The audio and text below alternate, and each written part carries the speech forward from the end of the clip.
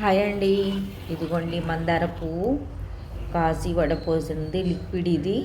ఇలా ఇలా ఐస్ గడ్డల్లా కట్టుకొని చేయాలంటే ఇలా బ్లౌ ఇలా బౌల్స్లో వేసేసి ట్రేలల్లో ఇలా మోళ్ళల్లో వేసేసి ఐస్ ట్యూబ్స్ తయారు చేసుకొని పెట్టుకుంటాను నేను.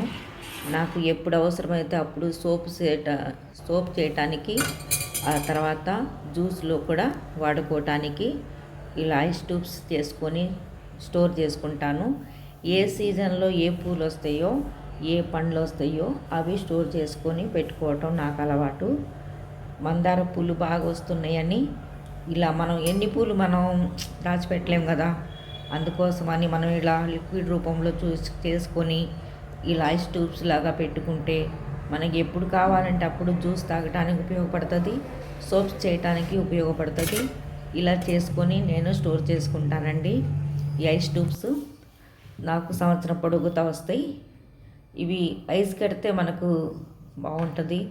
ఇదిగోండి, ఇవి గులాబీలు, అవి మందారాలు. ఐస్ ట్యూబ్స్ వచ్చేసి నేను చక్కగాను ఇలా జిప్లాక్ కవర్లో పెట్టి డీపర్లో పెట్టేస్తాను.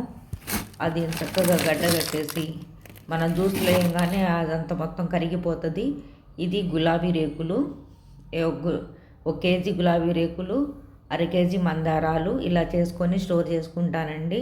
ఇవి నా అలవాట్లు.